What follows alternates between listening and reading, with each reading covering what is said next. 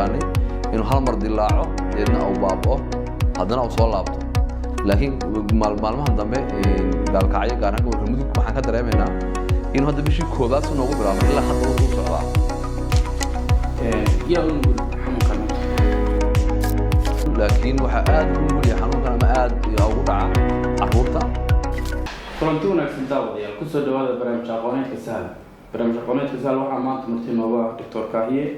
oo ka mid ah dhakhaatiirta ka howlgala magaalada Gaalkacyo xarunta gobolka mudug doctor soo dhawow waa dhowahay doctor waxaan maqalnay inaad tahay soo ka shaqeeya magaalada Gaalkacyo xarunta gobolka mudug maxaa lagu sifin karaa waa kuma doctor Kaahiye dilno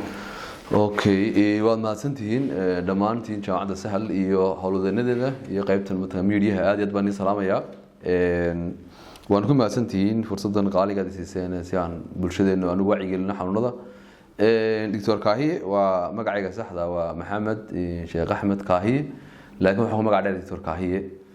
waa dhakhtar ka soo baxay jaamacadda Camud gobolka Awdal magaalada Boorama muddo dambeeyana ka howlgala magaalada Gaalkacyo gobolka Mudug gaar ahaan hospitaalka weyn magaalada Gaalkacyo kula clinic mataqaana ku yaala magaalada Gaalkacyo waxaana ka dhiga jaamacadaha ku yaala gobolka Mudug waad mahadsantihiin okay doctor dadku waxay arkaan adiga oo doctor waxaan nooga sheegi kartaa heerka waxbarashada heerka waxbarashadu waa waxbarashada asaasiga ah waxaan ku soo qaatay bilowgii hore waxaan ku soo qaatay magaalada Boorama dugsiga dhexe iyo dugsiga saraba waxaan ku soo qaatay magaalada Boorama magaalada Boorama waxaan ku soo qaatay waxaan ka soo baxay jaamacadda Camud qaybta medicine-ka baan ka soo baxay markaan medicine-ka soo dhameeyay waxaan ku shaqeeyaa wali mataqaana journal waa dhakhtar guud baan ahay ma sameeynin taqasus ma sameeynin laakiin waxaan u badnaa waxaan soo qalinjabiyay 2016 laga bilaabay ilaa hadda waxaan ku shaqeeyaa mataqaana qaybta carruurta waxaan la shaqeynaa mataqaana hay'adda MSF dhakhaatiirta xuduudda lahayn ayaan kala shaqeeyaa qaybta carruurta marka يعني شقيد waxay u badan tahay qaybta carruurta in kastoo mataqaana xanuunada dhamaantood wala daweeyo haddana laakiin waxay u badan tahay shaqada inta badan carruurta ayay u badan tahay soo kale waxaan aad u xiiseeyaa iyadana mataqaana marnaba ka dhex bixin qaybta education-ka oo aan faafrid u leeyahay mataqaana aan jecelahay inaan dadka wax baro ama inaan wax dhigo aan jecelahay aad u xiiseeyaa jirta qaybta waxbarashadana aad baan ugu fiican okay doctor hadda ugu dibna barnaamijkan caawa waxaan ku qada dhiganaa cudurka la yaqaano jadeecada horta waa maxay xanuunka la yaqaano jadeecada horta xanuunka jadeecada wuxuu ka mid yahay xanuunada faafa ay keenaan xanuun keenayaashu marka haddaan soo koobno xanuunka jadeecada waxaan odhan karnaa waa xanuun ka mid ah xanuunada faafa oo uu keeno xanuun nooc ka mid ah mataqaana virusiska marka waa xanuun faafa oo keeno virus baa la odhan karaa waa xanuun jadeeco marka viruska keena ayaa loogu magac daray oo la yiraahdo measles virus ama paramox virus baa keena kaas ayaa loogu magac daray okay doctor dawid su'aashan labaad waa maxay waxaan sababa cudurkan yaqaan jadeecada virus baa keena guud ahaan xanuunada loo yaqaan xanuunada faafa waxa keena inta badan noolayaal baa keena ay ka mid tahay bacteria fungi virus mataqaana gooryaano waxyaabahaas marka xanuunkan jadeecada wuxuu khaas u yahay oo keena nooca loo yaqaan viruska la yiraahdo measles noocaas keena oo mataqaana mid xanuun aad u faafa weeye mataqaana si sahlan la isku qaadsin karo mararka qaarna dilaaca ama hal meel ka dilaaca inkastoo bariyahan dambe noqday mataqaana inuu iska socdaba awal waxay ahaan jirtay xanuunka jadeecada waxa lagu yaqaanay inuu hal mar dilaaco deedna uu baaba'o haddana uu soo laabto laakiin maalmahan dambe Gaalkacyo gaar ahaan gobolka Mudug waxaan ka dareemaynaa inuu hadda bishii koobaad si noogu bilaabay ilaa hadda uu socdaa wuxuu noqday mid mataqaana dadkii la nool endemic sidii wuxuu noqday malaria oo kale iyo mataqaana typhoid ama tifo kale iyo noqdaa bas oranaysa hadda okay doctor hadda su'aasha saxad u gudbino yaa u nugul xanuunkan xanuunkan jadeecada horta cid kasta u nugul laakiin waxa aad ugu nugul yahay xanuunkan ama aad ugu dhaca carruurta gaar ahaan carruurta aanan laga talaalin xanuunka wuxuu leeyahay talaal buu leeyahay xanuunkan marka carruurta hadaanan ayna la talaalin carruurta aanan talaalayn ayaa ugu nugul xanuunkan qofka haddii laga talaalo xanuun haddii laga talaalo way ka fiicnaanayaan ama way ka hortag fiican buu leeyahay xanuunkan laakiin cidda ugu nugul xanuunkan waa in caruurta da'doodu ka hooseyso 5 jirka ayna talaaleyn su-aashan afraad doctor ma saameyn karaa hooyooyinka uurka leh saameyn ku yeelan karaa haddii ay ku dhacdo hooyada uurka leh haddii ku dhaco inkastoo mataqaanaa aanan wax saameyn ku yeelan karin mataqaanaa ilmaha iyo waxyaabahaas laakiin uu ku dhici karaa cid kasta uu nugushay xanuunkan oo haddii hooyada hore aduna ugu dhicin oo ina talaaleyn uu ku dhici karaa hooyada uurka laftigeeda uu ku dhici karaa saameyn ku yeelan karaa xanuunkan horta intuusan ku dhaco waxa ka horeysa ka hortagii xanuunkan ma leeyahay ka hortag xanuun ka hortag fiican buu leeyahay waa waxa la yiraahdaa xanuun kasto ka hortag loo sameeyay daaweyn ma laha sababtan ka hortag loogu sameeyay daaweyn buu lahayn waxaan lagu maahmaahaa mar kasta ama caafimaad jirta tiraahda ka hortagga ayaa ka fiican daaweynta marka xanuunkan wuxuu leeyahay talaal la qaato ilmaha la siiyo bisha 9aad ilmo kasta oo soo gaadho bisha markuu dhashay ilmuhu bisha 9aad maalintuu marayo waan talaalka la siiyaa haddii deegaanka qofka ilmahaasi ku nool yahay ay jadeeca ka jirto sida hadda gobolka mudug oo kale ilmaha talaalka waxa lagu siin karaa 6 bilood 6 bilood baa lagu siin karaa marka la soo dejin karaa marka xanuunkan ka hortagiisa ugu fiican waxa weeye waa in ilmaha la talaalo sidoo kale waa in la iska ilaaliyo ilmahan aan talaaleyn ama ilmahan aan talaal qabin in la kulmaan ciyaal jadeeca ku dhacday kale in caruurta laga ilaaliyo mataqaana meelaha isku yimaadaan kale in mataqaana laga yareeyo si mataqaana u yaraato isku imaadka ciyaalka iyo mataqaana meelaha buuq oo kale in laga hortago taas mataqaana way yareynaysaa laakiin ka hortaga ugu fiican uu leeyahay xanuunkan waa talaal weey aan soo koobno doctor waxaan noo sheegtay horta in caruurta markay noqoto bointka caruurta kor istaagtay aad noo sheegtay caruurta in mataqaana la talaalayo sax midalan hadda hooyada uur kale ayaduna maxay qaadan kartaa markii noqonayso ka hortag hooyadu waxaa la rabaa markii yareed in laga talaalo la rabaa markii yareed baa waka yani xanuunka talaalkan dad waaweyn ma laha waxa loogu talagalay xanuunkan qof kasta ilmo kasta oo dhasho markuu marayo mataqaana 9 bilood in la soo siiyo la rabaa marka qofka aduuna yaraantiis talaal soo qaadanin xilli kasta uu ku dhici karaa adoo weyn adoo yar uu dhici karaa muddo in caruurta talaalo talaalku ilmo caruurta mataqaana lagu soo qaato weey okay bulshada loo sheegna talaalkaas ka warqabo muhiimadda weey waa ugu muhiimsan haddaan u gudubno su-aasheena shanaad doctor cudurka malaria wax iska daaweeyo xanuunkan mataqaana qodobkaas qodobka ugu muhiimsan ee rabo mataqaana inaan aad u istaago waxa suuqa galay ama waxa ay bulshada inta badan ay iska dhaadhiciyeen ama isa dhex marayaan jadeecada daawo ma laha dhan haddii laga fiiriyo dawo u khaasa oo lagu daweeyo oo la yiraahdo dawadii jadeecada ma jirto oo virus-kan keenay jadeecada dawo dilaysa oo ilmahan la siinaya ma jirto taas waa qodob marka dadka intay qodobka qabsadeen ayaa waxay kale ku sii darsadeen waxyaabo kale bulsho jeebka kala soo baxday oo ah ilmihi hadii dawo la siiyo jadeecadii baa uurka ugu noqonayso oo uu si xanuunsanaya arrinkaas oo qalada wax ka jira ayna jirin yani qofka ilmihii hadii jadeeca hayso oo dawo la siiyo uu si xanuunsanaya ama jadeecadii baa uurka ugu laabanaysa totally wax ka jira ma laha arrinkaasna waa arrin qalada weey marka si kale hadaan u dhigno jadeecada lama daweeyo laakiin waxa la daweeyaa dhibaatooyinka ay keento la daweeyaa jadeecadu waa virus laakiin qofka wuxuu ku saameynayaa meelo badan buu ka saameynaya ilmaha marka horeyso ilmaha qabto waxa lagu garanayaa qandho zaa'ida marka qandhada waa in laga jabiyaa oo markasta ilmaha qandhada laga dagaalamaa waa qodob koobaad waa in qandhada laga jabiyaa ilmaha waxyaabaha kale keenta jadeecada waxa kamid ah ilmaha waxay ku qabataa pneumonia ama waxa la yiraahdo off ama waxa gobadan loo yaqaan bronchito off ay ku noqonaysaa ilmihii ama bronchito ay ku qabanaysaa naqaska ku dhagaya qufac buu keenaya marka haddii ilmihii qufac badan yeesho qandho saa'id yeesho neeftuur aw yeesho soo kale wuxuu u baahan yahay ilmahaas in laga daweeyo ooftaas laga daweeyo ama bronchito laga daweeyo sidoo kale jadeecadu waxay keentaa ilmaha inay ka dhamayso vitamin A-ga deedna indhaha ka riday ilmaha caruur badan baa jirta intay jadeeca ku dhacday labadii indhood ka dhaceen daaweyn damban aan lahayn marka taana marka jadeeca ku dhacdo waa in la siiyaa vitamin A soo kale waa in la mariyaa dawada loo yaqaan tetracycline oo indhaha laga mariyaa si looga hortago bacteria ku dhalanaysa indhaha ee u keenaysa baqbaqa ama xafajada badan ee indhaha ka dhalanaysa sidoo kale ilmaha waxay u keentaa haddii la daweyn waayo shuban bay keentaa oo ilmihii uu fuuq baxaya waa in fuuq celin loo sameeyaa ilmihii mararka qaar waxaa dhici karta inuu qandhadii ka badato dadna uu qandho qalal yeesho gariiro ilmihii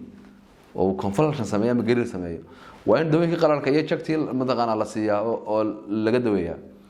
marka caqligu ma sheegayo yani caqligu ma ogolaan karo ilmihii jadeeca ku dhacday halkaa dhiga wax dawaa ha u dhaweynina dawo haddii la siiyo ku xanuunsanaya arrinkaasi totally arrin qalad wey waana dhibaatooyinka naga haysta bulshada mataqaanaa gobolka mudug gaar ahaan magaalada gaalkacyo ilmihii markuu jadeecadii ku dhacdo gurigaa la iska dhigaya ilmihii goor au kooma galay oo ilmihii nafaqa darro noqday qodobka labaad ka booda waxa weeye ilmihii marka jadeeca ku dhacdo wax ma qaadanayo haddii wax qaadan waayo ilmihii nafaqa darro noqonaya ilmihii waxaan loo keenayaa intee jadeecadii ku dhacday meel la iska dhigay dawo laga ilaaliyey haddii rab xitaa qandhada aan laga jabinayn oo la leeyahay mataqaana dawo haddii la siiyo jadeecada ku noqonaysa fikir caynkaas aaminsan yihiin bulshada qaar deedna ilmihii kooma galay nafaqa darro noqday gebigiisba ilmihiiba khalaas yahay oon qor wax laga qabta lahayn baa noo keenaya marka bulshada waxaan ku waanin lahaa oon u sheegi lahaa inaa ilmaha hadday jadeeca ku dhacdo in la geeyo goobaha caafimaadka ugu dhow fikirkaas mataqaanaa ilmaha jadeeca haddii la siiyo dawo lama siin karana totally waa qalad weeyaan marka qodobka koobaad waa in la sameeyo kahortag fiican oo tallaalka ilmaha la siiyo waa qodob koobaad haddii leesa soo dhaafo oo ilmihii jadeecadii ku dhacdana waa in hospitaalka la geeyaa oo la daweeyaa ilmaha oo laga daweeyaa dhibaatooyinka ay jadeecadu keento laga daweeyaa dhagaha dilaaci kara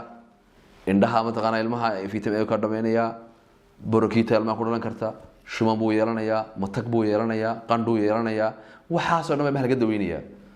waa waxay u yaqaanaa mataqaanaa kaalmaati fiican bay leedahay yani ilmihi haddii la caawiyo oo faleembo lagu xidho oo haddii wax qaadan waayo soonda la geliyo oo qandhada laga jabiyo oo borkitada laga daweeyo ilmihii uu soo kabanaya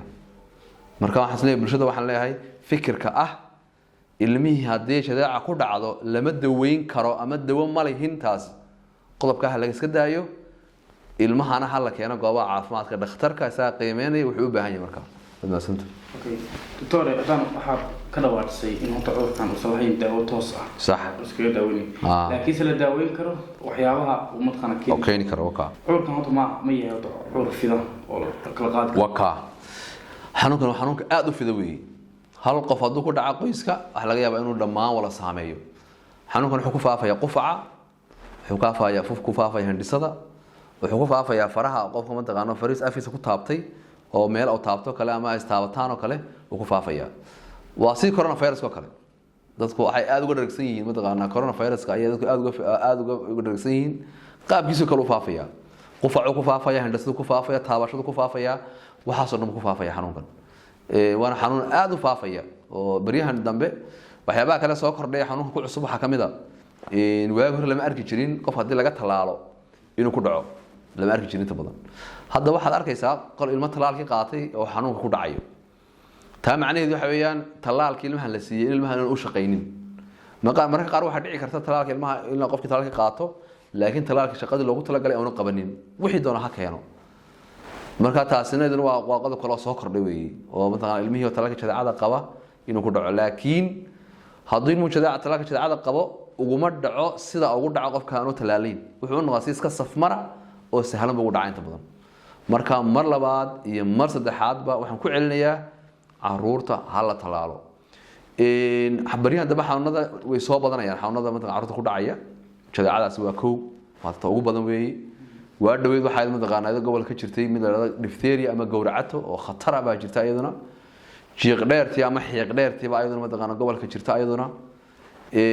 dhammaantood waxay mataqaanaa xanuunadaasi leeyihiin ka hortag fiican bay leeyihiin talaalkoodu waa yaalaa laakiin bulshadeennu waxay foobia ka qabaan ama weli aynan qalbiga usii deynin oona ogolaasho buuxdo ayna u haynin oona ogolaasho fiican ayna ka haysanin talaalka sibay mataqaana uga boodsan yihiin marka waxaan leeyahay shirka iska saara bulshada talaalka wax dhibaato ku jira ma jiro waxaa la rabaa inaan asbaabta la nimaado ilahan tala saaraan la rabaa dadku waxay ku odhanayaan qaar wixii ilaahay qore ku dhacaya maxaa waxaan u sameynaya laakiin arkaas waa qalad asbaabta la imo oo ilmahaaga tallaalo ilahayna tala saaro guud ahaan horta xanuunada faafa wadamada hore u maray way ka gudbeen oo iminka Yurub iyo Mareykanka kuma dhaca jadeeca iyo mataqaan xanuunadan mataqaan inaga la dhibaataysan kuma dhacaan hadday ku dhacaan aad bay u yar tahay ma jiraan boqolkiiba waxa la gaarsiiyay meel hoose la gaarsiiyay maxaa lagu gaarsiiyay afar qodob baa lagu hakiyay ama lagu yareeyay mataqaana xanuunada faafa qodobka koobaad waa talaalka qodobka koobaad ee lagu hakiyay mataqaana xanuunada faafa waxa weeye waa talaalka number 1 talaalka hadii si fiican loo qaato xanuunkii faafay waa yaraanaya qodobka labaad ee lagu hakiyay mataqaana lagu hakiyay xanuunada faafa waxa weeye waa dadka difaaca kor loo qaado cunto dheelitiran dadku inay isticmaalaan marka qodobka labaadna waxa weeye waa xagga nafaqada in lagu dadaalo oo dadka cunto dheelitiran lagu dadaalo boqolkiiba boqol intii la awoodi karo qodobka saddexaad ee mataqaana lagu hakin karo xanuunada faafa waxa weeye waa nadaafada shakhsiga iyo deegaanka waa sanitation and hygiene waa nadaafada qofka iyo qoyska iyo guud ahaan deegaanka oo dhan hadii nadaafada hari loo mariyo xanuunada faafa way yaraanayaan ka u dambeeya ee mataqaana lagu hakiyo xanuunada faafa waxa weeye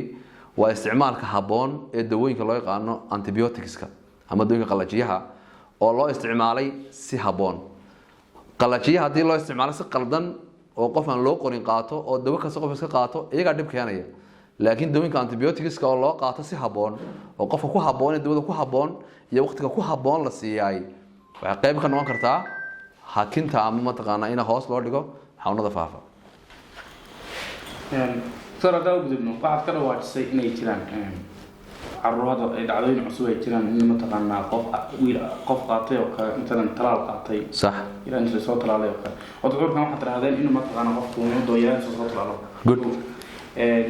waxaad ka dhawaajisay inay jiraan qof talaal qaatay oo ku dhacayso good maxaa sababi kara laduma xaqiiqii waxeladu waxa ka iman kartaa xagga talaalka yani ognahay talaalkan wuxuu u baahan yahay ilaalin badan buu talaalku u baahan yahay wuxuu u baahan yahay marka talaalka la keenay in qabowjo lagu ilaaliyo inaa mataqaana si fiican loo kaydiyo inaa meesh saxda laga duro marka waxyaabo marka qaar haday dhacdo lacala haday dhacdo mataqaana inay ii sheegay haday dhacdo inay talaalka wax ka qaldamaan waxa laga yaabaa talaalka wax tarkiisa inuu hoos u dhaco laakiin ta badan ma badna laakiin wax dhici kara in qofka talaalka soo la talaalay xanuun ku dhaco laakiin sidii marka hore isagoo la talaalin ugu dhici lahaa si ka sahlan buu u dhacayaa way yaqaan dumarka waxay yiraahdaan waa talaalba way talaalaydo ilmaha yar uu talaalaa deedna xanuunkan si safar ugu dhacay marka si ka sahlan buu ugu dhacay inta badan boqolkiiba boqol lama taqaan kuma dhici inta badan ku dhicin bay badan tahay qodobka la muhiim waxa weeye qofka hadduu ku dhaco xanuunkan oo ilmahaasi ka badbaado talaa xanuunkaas ilmahaasi tadaacadaas mar dambe kuma dhacayso kuma soo laabanayso wuxuu ka qaadanayaa talaal buuxa buu ka qaadanayaa dib dambe uguma dhacayo marka wuxuu ku fiican yahay xanuunkan qofka hadduu mar ku dhaco mar labaad kuma soo laabanayo laakiin markaas wax laga yaabaa inuu u geysan karo oo keeni karo dhimasho ama dhaawac joogto keeni karo inuu indhaha wax yeelo ama inuu xubnaha kale muhiimka ah jirka wax yeelo waa suurtagal ama inuu u dhintaba waa suuragal maasanta doctor haddaan u galno su'aashan xigta waxaa dhici karta مثلا hooyo dhashay laba carruur kale sax ay carruurteedii mid ku dhacay oo kale cudurkan loo yaqaan sax sidee hadda loola tacaaliya qofka مثلا ku dhacay suusan dadkan kalena u saameyn sidee loola tacaali karaa hooyadaas kale sidee loo tacaali karaa waxay uga tacaali kartaa hooyada hadday ilmo haysata hadduu mid ku dhaco waxaa muhiim ah inay soo talaasho kuwa kale haddayna talaalayn inay soo talaasho way hooyadaas ugu dhaqso badan haddii mid ka mid ah carruurta ay soo ridato ay shadaac soo ridato kuwa guriga la jooga haddayna talaalayn waa shan jirna ka yar yihiin soo ugu dhaqso badan waa la talaalaa sidoo kale waxaa la samayn karaa ilmaha shadaacada ku dhacday ee mataqaana xanuunka qaba in laga sooco ilmaha kale oo waxoogaa mataqaana intii suuragala qol aan la wala seexinin ama mataqaana wax la wala siinin waxoogaa la kala fogeeyo inta mataqaana in la soo talaalayo oo laga ilaaliyo waxyaabihii ay ku faafaysay hadan quficii iyo hindhisadii iyo meelihii inay ilmihi taabtaan iyo waxyaabahaas in laga ilaaliyo waa muhiim oo nadaafadda ilmaha kor loo qaado laakiin qodobka ugu muhiimsan waxa weeye in la talaalo haddii ilmuhu talaalan yahay oo mid ka mid ah ku dhacdo kuwa talaalan kuma dhacayso kuwa kale uma laga yaabaa inay saamayso haddaan ugu dagalo su'aashan sax waxaa jira hadda مثلا hooyo uur leh sax oo ilmo calooshiisa good waa laba naf hooyada uurka leh hadduu مثلا ku dhaco sax ma saameynaya ilmaha caloosh ku jira uu saameynaya xanuunkan sheeg mataqaana waa isagu si toos uma saameeyo laakiin mid kale oo isku dhow yihiin oo la yiraahdo rubella ama German measles la yiraahdo isagu waa danger wuxuu kamid yahay xanuunada mid haddii hooyada ku dhacay uur kale ilmaha ka dili kara ayuu kamid yahay kan laakiin nooca inaga inagu dhacay measles ma taqaanaa inagu dhacda ma jadeecada nooca inaga inagu dhaca wadankeena ku badan inta badan ilmaha saameyn badan kuma yeelanayo yacni dhibaato weyn uma geysanayo in ilmihii soo rido ama ilmihii dhinto ama ilmihii uu saameyn kale ku yeesho intaba way yar tahay oo kuma badna halka ka kale ee laga yaqaan germal measles oo inaga inagu badnayn inta badan oo ilmaha u geysan karo inuu indhaha wax yeelo inuu indhaha wax yeelo iyo inuu wadnaha wax yeelo ay suurtagal tahay laakiin tan hadda inaga aan ka hadlayna maanta saameyn badan kuma lahayn mataqaana xagga ilmaha doctor waad maasan tahay waxaan soo gaarnay guntii gabagabada barnaamijkan sax maxaan tala siinahay oo bulshada kaga wanaagsan cudurkan tala ahaan ka siinahay okay waa mahadsantihiin dhammaan guud ahaan bulshada Soomaali weyn meel kasta joogaanba waxaan ku waanin lahaa maadaama xanuunkan jadeecadu yahay xanuun dilaaya oo gaar ahaan caruurta u geysan kara dhimasho ama dhaawac awna ilmuhu mataqaana oo la noolaan karo u geysan kara waxa muhiim ah in la sameeyo kahortag ugu muhiimsan waxa weeye waa ciyaarka la talaalo caruurta aan talaalayna laga ilaaliyo inay aadaan meelaha mataqaana bulshada isugu timaado sida mataqaana madrasadaha iskuulada waxyaabahaas oo kale hadii ilmihi uu aado isagoonan talaalayn waxa uu sahlaanaysa isla markaaba inuu ka soo qaado mataqaana talaalkii marka waa ina mataqaana bulshadu waa inay xanuunada ka wacyi gashanaato oo loo sameeyo mataqaana ka hortag fiican la sameeyo qodob kale muhiimka waxa weeye ilmihi hadii uu xanuunsado ina mataqaana la sameeyo mataqaana xarunta caafimaad ugu dhow loo geeyo mataqaana dhakhaatiirta loo geeyo si dawada ugu haboon au siiyo taasan ku waan la bulshada qodobka labaad oo uga faa'iideysan lahaa waxa weeye bulshadeen hadda waxay sameeysaa waxyaabo qaladaad badan oo mataqaana ilmaha markuu xanuunsado lagu sameeyaa jirta qaladaadka waxa kow ka ah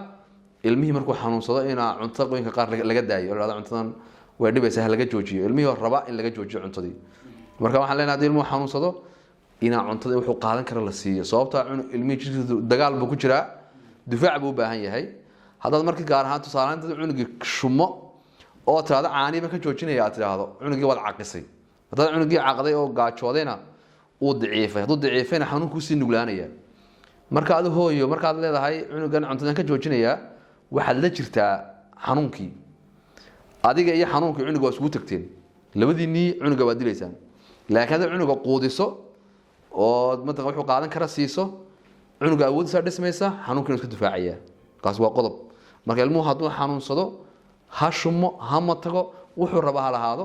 yaanan cunto iyo caano yaan laga joojin ilmahaas ha loo wado waa qodobka koowaad qodobka labaad waxa weeye dadkan waxay caafimaad ka raadsadaan meelo qaldan ilmihii dhibtii haysay dhib kale loogu sii kordhinaya waxaad arkaysaa ilmo shumaya oo laleeyahay ilka daca waa laga saaraya ilmihii baa isagoo markaa fuuq baxaya baa dhiig bax loogu daraya ilmihii hadhow afkiiba sii xanuunaya marka ay ka dacwadaas mataqaana laga saarayo dalqada dadka laga jarayo ee qufac baa laga joojinaya gugubitaanka sarsaritaanka marka qaar waxa dhacda barnaamij kale oo isna dhibaato weyn ku haya caruurta oo ilaahay mataqaana dabada laga xoqaya ilmihii dabada farta laga gelinaya waa la xoqaya ama dabada cusba laga gelinaya balsaanadan soo qaadana hadda bal xabad cusba soo qaad hadda xabad cusba soo qaad afka geli afkaaga geli waxaad ku qabataa carabkaaga iyo dhabxanagaaga soo qaba xabad cusba saa u qabo ma ku hayn kartaa way ku gubaysaa Soomaa afkaagana 30 sano iyo 40 sano wax ku soo cunaysay ee kulliye qowba ku cabaysay iyo dabadeena cunuga dhashay midka adag midka adkaysi badan baas leedahay marka cusbadan aad ku hayn kari weydii afkaagii cunug dhashay dabadiisu ma hayn kartaa baas leedahay hada dhibaataan la kulano waxa kamid ah cunug dabada cusba laga galiyay deedna dhaawacmay dabadii mucus membrane-ka ama meesha la yaqaan walamadka oo dhaawacmay deedna smash waa meel saxaro leh bacteria ay gashay malax ay keentay isku dhagay ilmi dabadii ka saxaroon waayay qaliin loo sameeyay halka ka saxarooda halkaas laga dilaaciyaa ka soo saxarooda dibta ayaa geystay waa qofkii dabada ka galiyay cusbada marka waxaan leeyahay bulshada dawa dhaqameedka Soomaalidu totally waxa caafimaadka shaqo kulama hal dawa dhaqameed oo Soomaalidu isticmaasho oo caafimaadka sal ku leh ma jiro dhamaanteedna waxa weey waa taadi ilmaha loo geysanayo waa taadi weey ilmihii la gugubayo la sarsarayo qaar waxay ku intaan sarsarno ayaan biyo cusbaan ku daadinaa bileeyay ilmahaasi waa child abuse yani waxa weeye waa tacadi ilmaha loo geysto kii u darnaa adduunka weeye yani adduun ilma laga dhiijiyo dhiigiisna maqaarkiisa la sarsaray biyo cusbana lagu shubay deedna waxa kule kaadi buu sii daayay kule kaas oo fiicnaaday waa ilma xanuun ka batay weeye ilmaha dhibtaa loo geystay maskaxdiisu ilmaha way duubaysaa naga ilmahan waa lagu daweynaya isagoo ma garanayo wuxuu u qaadanayaa ilmahaas in la dilayo maskaxdiisu waxay duubaysaa arrin negative yani waa lagu nacay waa lagu dilay arrin ilmahaasi maskaxdiisa hadhow waxay saameyn ku yeelan doontaa markuu weynaado ilmahaas inuu noqdo ilmaan cid ka nixin ilma aanan mataqaanaa rajo fiican lahayn ilma la soo dilay weeyaan ma fahanteen wax ma is odhan karnaaba Soomaalidu waxaan isla dilayno waa ilmahan yaraanta lagu dilayo weeyaan waa ilma yaraantiisii la soo abis gareeyo mataqaan la soo dhibay ayaa weynaantiisa laga rabaa inuu mataqaan naxariis yeesho laga rabaa marka waxaan leeyahay anu qodobkan taaganay wax weeye caruurta dhibta laga daayo ilmo hadduu ka xanuunsado adduunkan waxaa jira laba cilmi baa jira adduunkan cilmi saddexaad ma jira adduunkan labada cilmiye yaala adduunka asalku waa hal cilmi uun laakiin laba farac buu leeyahay mid waa cilmiga ilaahay soo dejiyay ay ku yaala kitaabka ilaahay iyo sunnaha nabi sallallahu alayhi wasallam nabiga yiri ilaahay baa yiri saxiix weey yani ducooyin baa jira soo arooray oo la isku daweeyaa jira kitaabka quraanka iyo sunnaha ba ku yaala waa sax kaas waa waxyi cilmiga labaad waxa weey waa cilmiga la barto ee jaamacadaha loo galo ee waqti la galiyo waxa loo yaqaan cilmu tajriba la yiraahdaa waa cilmi oo taagan jaamacadaha inay madqaa soo kordhiyaan la rabo weey ee yani jaamacadaha ka soo baxanay jaamacadaha adduunku ay keenaan weey waa cilmi lagu barto يعني inaad waqti galiso time and money waa inaad waqti soo galiso lacagna ka baxdo dina cilmiga aad soo xasiliso keento qofkaas kale wuxuu daweyn karaa laakiin qof gurigiisa ka jooga oo geeli aabihi ka yimid baaxman daweynaya cilmiga ku daweyn halkay wax keenay labada midna ma ahine sunni xadiisna kuma daweynayo aqoon oo ka soo barteen kuma daweynayo aqoon saddexaad oo ku daweyn halkay wax keenay marka waxaan leeyahay bulshada haloo dhaga nuglaado dhibaatooyinka ay keenayaan waxyaabaha mataqaanaa ciyaalka markay yar yihiin lagu sameynayo waa maasantiin waa tahay barnaamijkeena intaas ayuu caawa noogu egyahay intaan barnaamijkan kulmi doono wax leenahay nabadgelyo